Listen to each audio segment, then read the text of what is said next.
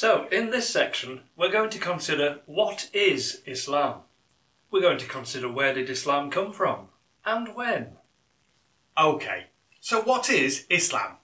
Well, Islam is a religion practiced by over 1.6 billion people worldwide.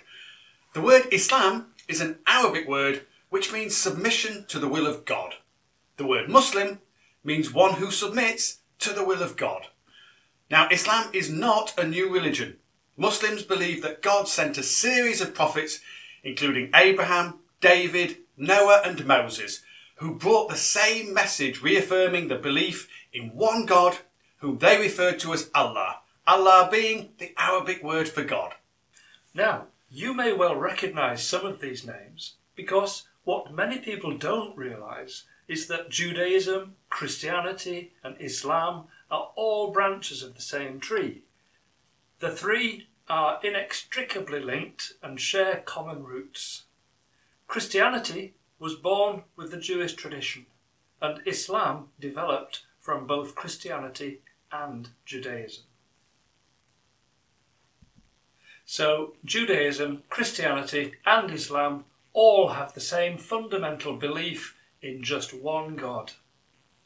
All three also recognise Abraham as a significant prophet, and as such are known as the Abrahamic religions.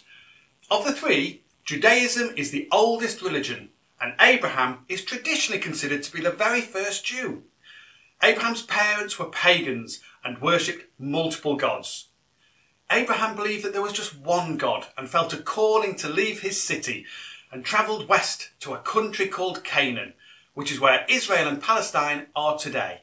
Due to a great famine, many of Abraham's descendants moved and came to settle in Egypt, where they became enslaved. But here, a great man named Moses freed them from slavery and led them out of Egypt. Moses is highly regarded in both Christianity and Islam and is seen as the founding prophet of the Jewish faith today.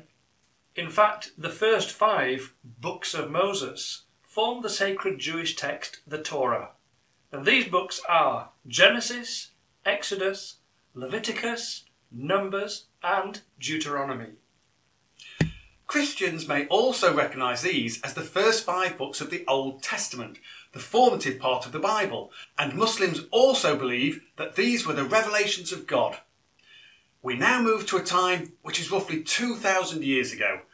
The Jewish people had returned to what we now know as Israel and Palestine, which was under Roman occupation. It is at this time that another remarkable person was born, Jesus. Also a descendant of Abraham, his birth is foretold to Mary, the mother of Jesus, by the angel Gabriel, who features in the Torah, the Bible and the Holy Quran. Now, Jesus was a preacher, he was a miracle worker.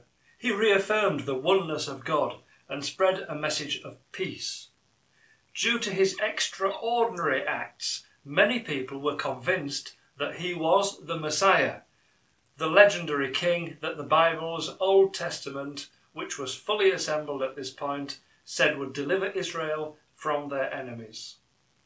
According to Christian scriptures, the priestly authorities of the time, threatened by the popularity of Jesus, convinced the Roman authorities that he was a threat to the rule of Rome. Jesus was put on trial, and the Roman ruler Pontius Pilate sanctions his execution. Christianity is born from the belief that on the Friday Jesus is crucified, and on Sunday Jesus rose from the dead. This belief rapidly spreads throughout the Roman Empire and then the world. Now, almost 600 years later, in or around 570 AD, another great man was sent by God. He was called Muhammad. Now, Muhammad was born in Mecca, the home of the Kaaba. Now, the Kaaba was the first house of worship ordained by God and built by Adam. It was reconstructed by Abraham and his son around 1900 BC, and Muhammad was also a direct descendant of Abraham. Muslims believe that Muhammad was the last and final messenger sent by God to reaffirm the same message that had been delivered by the earlier prophets, that being the oneness of God. It is to Prophet Muhammad that the Quran was revealed through the angel Gabriel over a period of 23 years. Muslims believe that the Quran is the literal word of God, sent to all humankind to reinforce the message delivered by the previous prophets in the Torah, the Psalms of David and the Gospels respectively. In fact, all of these books are mentioned in the Quran, as are all the aforementioned prophets. This is why Jews, Christians and Muslims have so much in common and are referred to as the Abrahamic religions.